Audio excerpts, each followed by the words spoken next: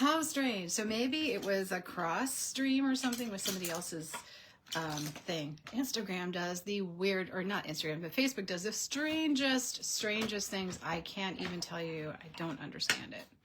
But in any case, we are back, and I have a variety of things. Once again, these do come with a lid, and the lid is really cool, and it is ability to mix. So for those of you who do have been asking me about this palette, it's a great little palette. It really is. It's very light. It's a ceramic kind of material, and I love it for mixing. I've been really happy with it. It's, you know, easy to clean, and it does have a cute little mixing lid. So if you want these, they are not on the website. I only have a few of them, so I'm saving them for my private group. You can only get them when you contact me, because you guys are special. Until I get more stuff in. I don't know if I'm gonna, I might reorder these for the store. It depends. It took a long time to get them. Hi, how are you guys? Hello. So with transparency, I've been kind of saving up your questions. I have out the size 12 in the angular shader, a size 10 in the angular shader. I have a size 8 in the brush with the silver, little stripe on it that I sent out in some of the subscriptions. I have a size 12 in the gold barrel brush, which is, the gold barrel brushes are like my all-time favorite ones so far. They're kind of like sable-esque, right? Really happy with those brushes. I also have been very, very happy with these brushes with the silver. They're amazing. Now the bold brush is really easy to use. It holds less water. So if you're looking for like tight precision and a good all-around really snappy brush, the other black one that does not have the silver stripe on it, that one is called the bold, and they come in like liners and all different sizes. So I just wanted to like run through. They look like this. They have like the gunmetal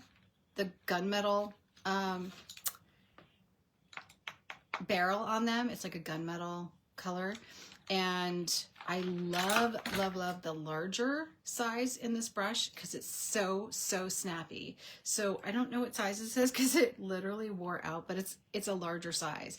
It also comes in the cat's tongue, great cat's tongue, and it comes in the flat, which I do really love. I haven't found brushes like these that are as similar to the Princeton Aqua Elite, but I would say that these are the most similar. The bold are the most similar to the Aqua Elite. You just received your palette. Oh, I'm so glad. That's great news. Hey, Pam. Hi, Jackie. I'm so glad you guys made it today. Awesome. All right, so that's kind of the difference in some of these brushes, right? So I carry the bold, which is the gunmetal. That is really snappy and comes in a lot of flats and stuff like that because it's so easy to use, right? I have the angular shader, which is great for transparency, and the bolds are great for transparency too because you have control, but the flats are really excellent. I tend to use larger sizes, so all the larger sizes, but I do keep the smaller ones on hand for like smaller pieces of paper. The new one is this one with the silver barrel. I would say it's kind of like a silver swan kind of brush, right? I love the points on these, and I love the feel of these. I'm just still using them, you know, all the different sizes. So more on that coming up, that we are going to paint with it today. And then of course, this is my like tried and true favorite. I've like literally beat the crap out of this brush with the gold barrel. Those are the ones that are the long pointed rounds. And then I also brought in a wash brush too. I have a size, I don't know, it's like a medium size, just to see how that works. So I've got several different brushes in front of me. I'm of course going to start with this one, and I'm going to start with a lemon yellow. So this is the sweet lemon. It's got a little bit of green in it right now, so it is going to look a little green, but it's all good. So I'm just going to put a little bit in my brush, and what we're striving for at this end of the game, if you've gone through the previous transparency tutorials, we're striving for a very light wash, which is going to be hard to see. So I'm just going to create some very loose petals. Now this might be impossible for you guys to see, so you can kind of see where it's going to like lay down more color in some areas and less in others. So what you would do is first lay in some really cool loose petals.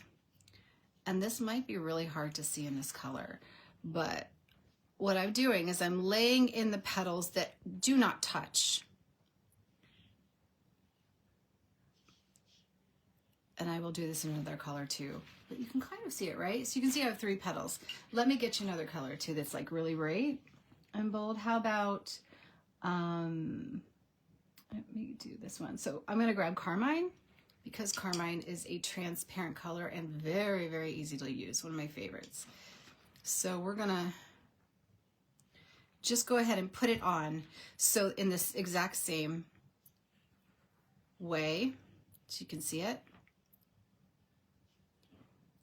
So I laid it on a little thick, right? Not thick, I would say just a little bit more color, because I want you to work in thinner layers than this.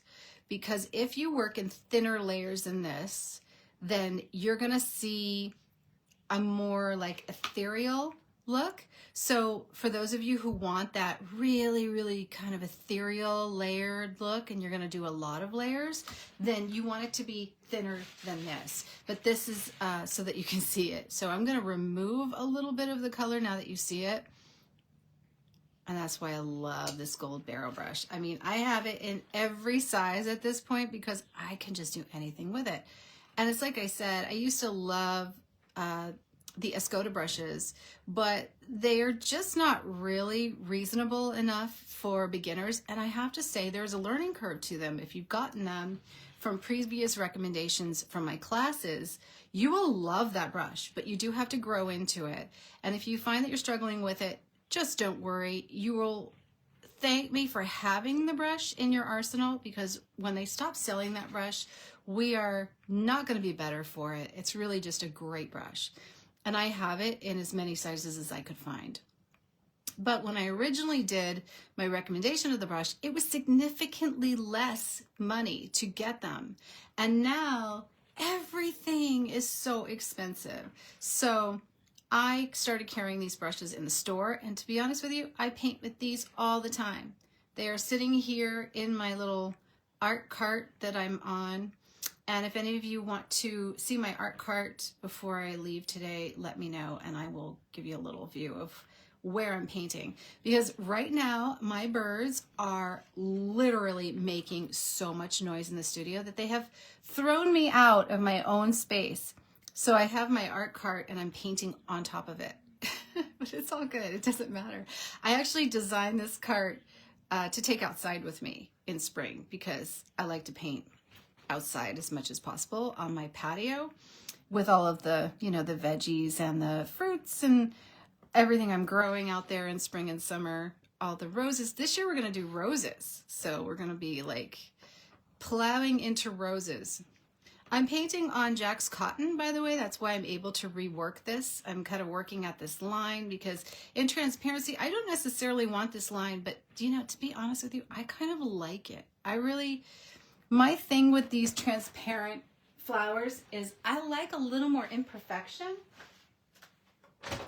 So I strive for that in them, and I feel like you'll be happier with them if you do too, you know? Okay, so let's work on, what am I gonna do with the yellow? Because I don't think you can see it. Maybe you can. I'm gonna mix a little bit of my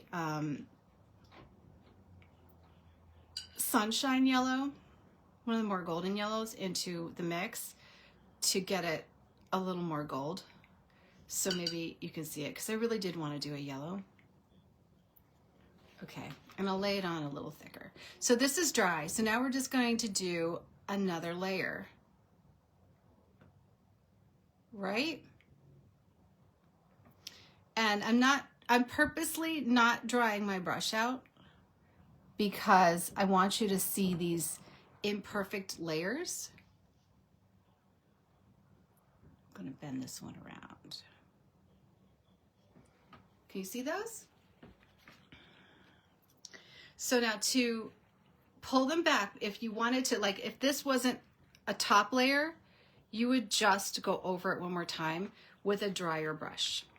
So this is one of these exercises that I did not do in the beginning because it sometimes will overwhelm people because you haven't had an experience with this. And I didn't want you guys to give up. I wanted you to just do like kind of basic stuff. But if you do take my botanical class, where the florals class, not the botanical journaling class, but the first botanical class, right? The flowers for beginners. That one does go through a lot of different techniques for these transparents. Okay, so now let's go back to here, and I'm going to try a different brush just so you can see them. So let's do this brush next. And I'm going to start like here, like I just did.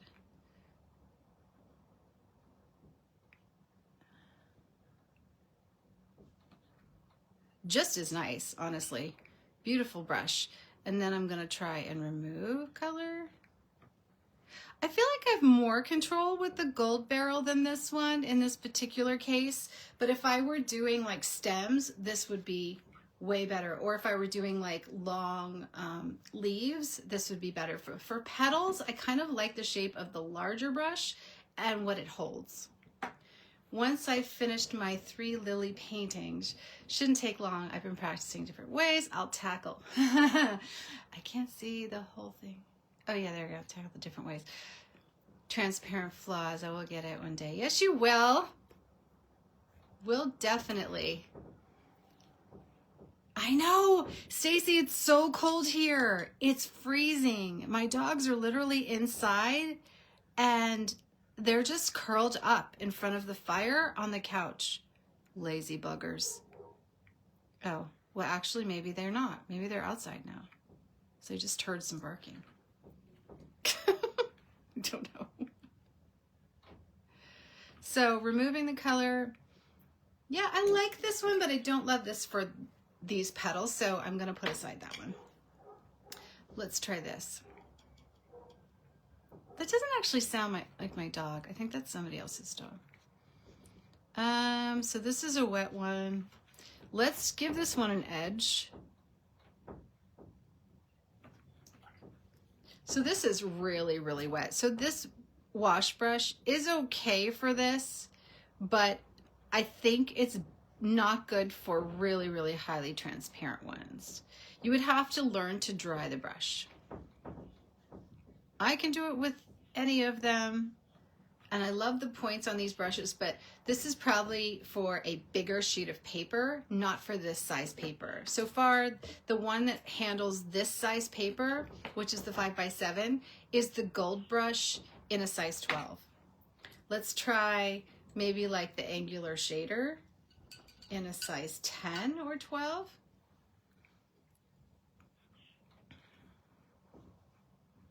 Hopefully it's dry.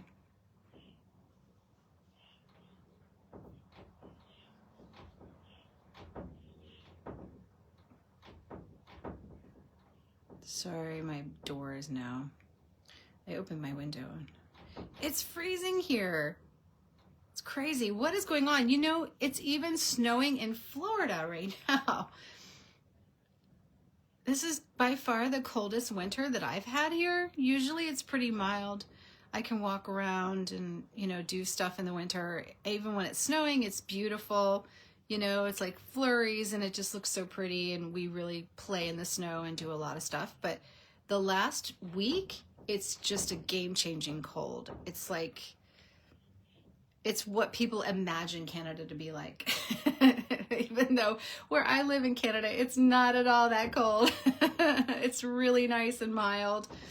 And I'm outdoors I'm outdoors every single day with my dogs. So I never ever stay indoors, even in winter here.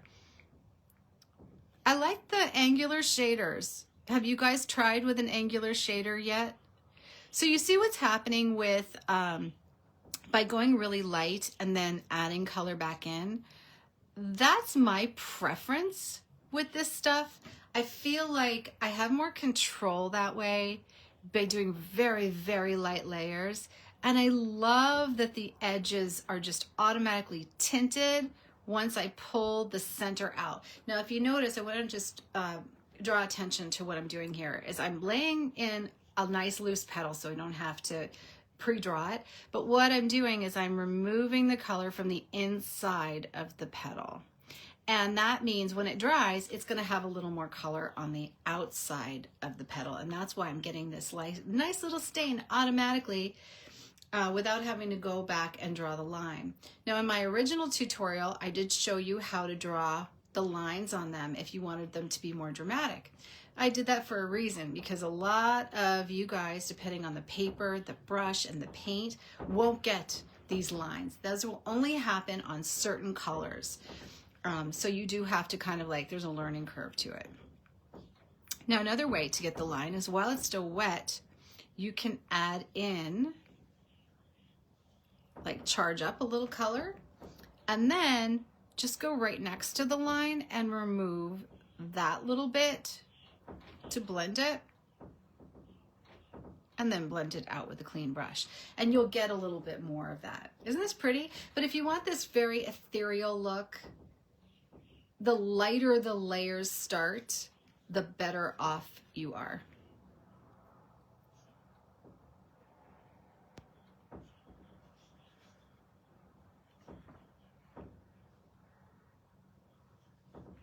I'm also, on the Jax Cotton, I noticed that it does really good if I let the water sit on there a little bit because of the 100% cotton.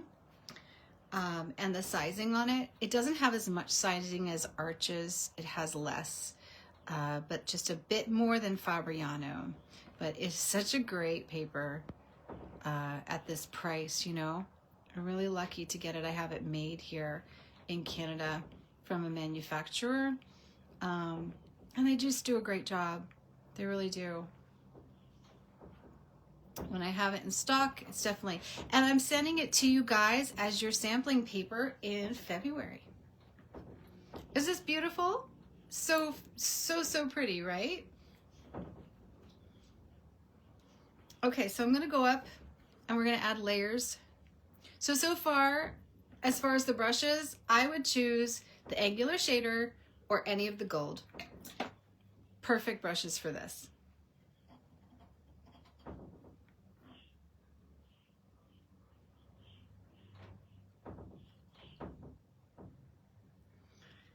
And on my yellow, I'm adding more color and then taking it away.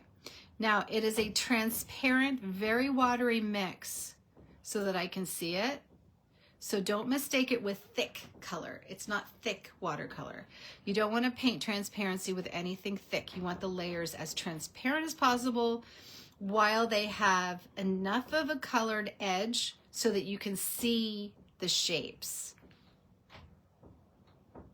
I'm just removing, and then I'm going to leave some there so that it hopefully will charge up that little edge there so you can see, but it worked there. And I'm actually going to leave this. Now look how much I left. How do you know what colors are transparent? Okay, so there's granulating colors and there's transparent colors, right? So in the one of the tutorials, this is one of the tutorials I'm gonna teach you guys. You're getting a sneak peek of it for February. So you get a color called Wedgwood, and it is a granulating color, so it has texture to it. But then you're also getting non-granulating colors like the yellow that has, it's just transparent. It's got no texture. So when it dries, if it has texture, you're going to see it.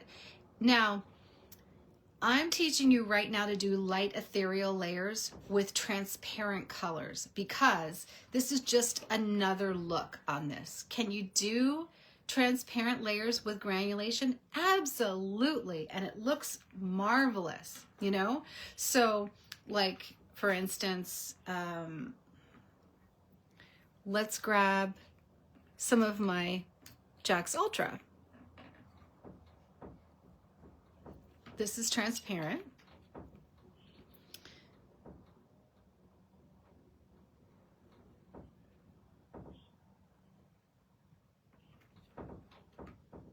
So you can see it has more texture, but if you add a lot of water to it, you'll actually get a fabulous looking transparent. And we're doing the exact same thing. We put the color on, move it around a little bit, and then take some of the color off, leaving that edge. So you can make anything work really, as long as it's real watercolor. I would not try a bad quality watercolor or something that is staining like ink style watercolor.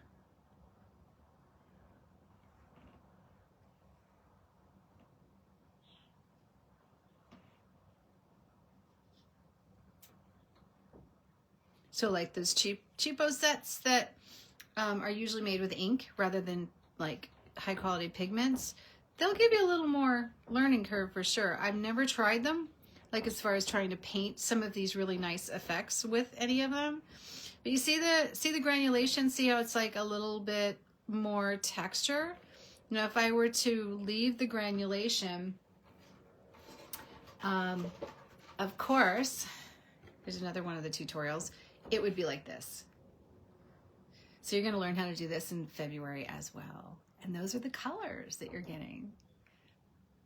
Nobody knows this, so do not tell, just you guys, because you are in my private group. But see, this has texture because it's made with this one.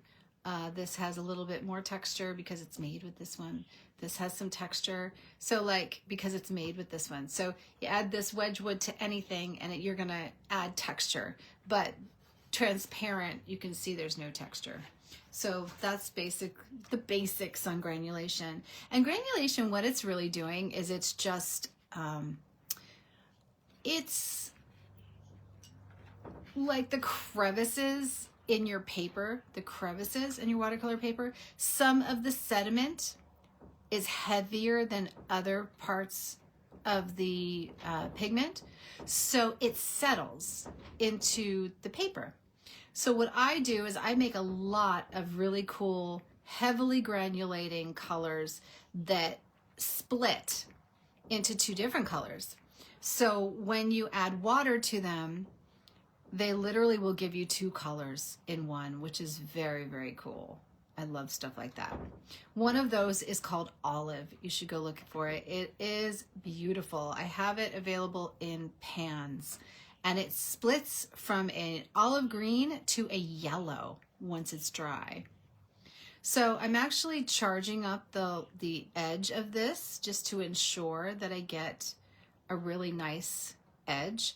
And this angular shader is really good for that. Again, I am using the larger one so I can control the water more. And then I'm just adding some clean water here just to bring that edge and shore it up. Now remember, if you go over it so much that you feel like it's dried and you don't see layers, you could always go back and add a very, very light layer. But I think over time, it will perfect itself for you, you know? I really do. I think over time you'll get there where it's just lovely and you love the effects of it. You can paint anything in transparency. I mean, I love to do different kinds of transparency, like eucalyptus leaves, grasses, all kinds of stuff, because I think that they just in itself, it could be nothing else in that picture, just lots and lots of layers. Like this summer, I'm going to be doing peonies in transparency from my rose garden because I literally like just love all those layers. The more layers, the better, right?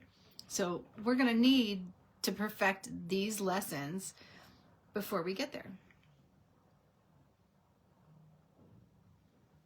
But we have time. So in this group, we're going to be doing all kinds of botanicals in transparency. It's going to be lovely. So you see how I'm just kind of going over. Again, this is Jax Cotton, so it does allow me to go over things more often. And I'm wiping off my brush in between strokes until I just kind of pull it off. Isn't this beautiful? So see how ethereal it looks?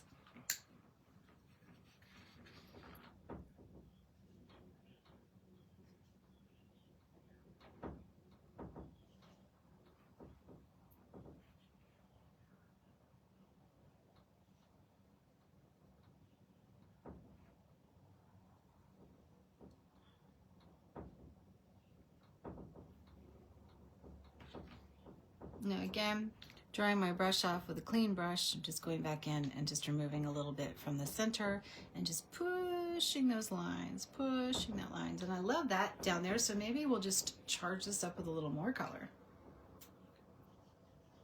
Look at that.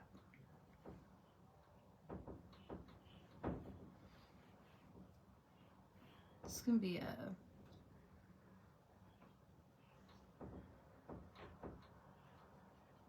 So you see the granulation, it just changes the look, you know, but you can still paint depending on the watercolor that you're using. Okay, so like, you know, I'm using mine, so I know that I can paint with mine.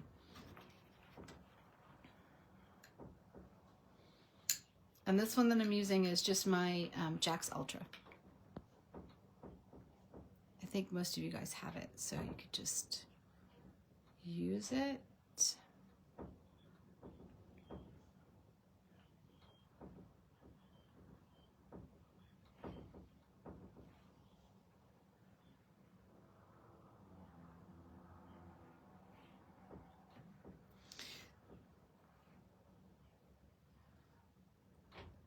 Remove the center, just pulling that down. Actually, I'm going to leave that little bit there and actually just give it a little more color because it's right in the front.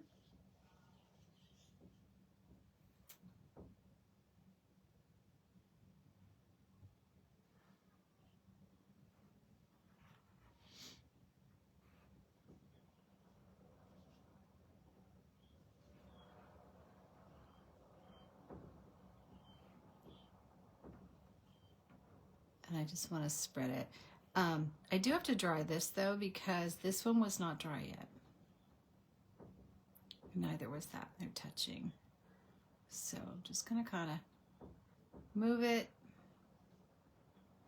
just a bit because we're going to go over it anyway. And then I can just bring that line around. Look at that. You see that? So I brought the line slightly in so that I have a bend in my petal. So like the bend would be on the inside. So it'd be like curled here, you know? And then this is the outside.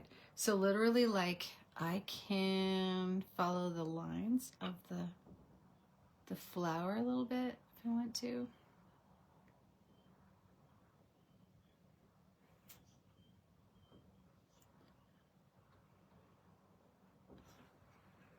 Isn't that beautiful? All right, there we go. So we have some things to work on. We're gonna finish more on transparency. I don't want to do like a whole finished flowers because there's more to learn. And we're going to be literally learning this over time. So right now, your job is to do very, very, very light transparent layers. You're just going to keep adding the layers over and over and over again until you get to a point where you just literally have no more ability to do lines, do different shapes, some wider petals, like thinner petals, try different colors, try transparent, non-transparent, have a ball. And as you get to the front, you can play a little bit with adding a little more texture in some areas just to establish that depth, right? But we're gonna go over depth of field later because we can't do everything in one video. And I don't want you guys getting overwhelmed. I just want you sticking with one lesson at a time. So once again, the best ones that I love for this are the ones with the gold barrel. in the long pointed rounds or the angular shaders. They were very, very easy to use, and I'm using Jax Cotton. Have a wonderful day, you guys. Thanks for being part of this group. I hope you're enjoying it. There are tons and tons of videos out there for you to look at, so don't forget to go back and practice if you have time. I promise I won't overwhelm you with videos. I'll kind of like watch and see how you guys are doing before I do the next one on this. So I'm not doing live streams constantly so that you're, crazy trying to keep up. I know life happens and I just don't want to overwhelm you, but lots to learn and lots to do here. We're going to have so much fun. You're welcome. Bye Pam, bye Stacy, bye Amy, bye Susan, bye Jackie. I love you guys. I will see you soon.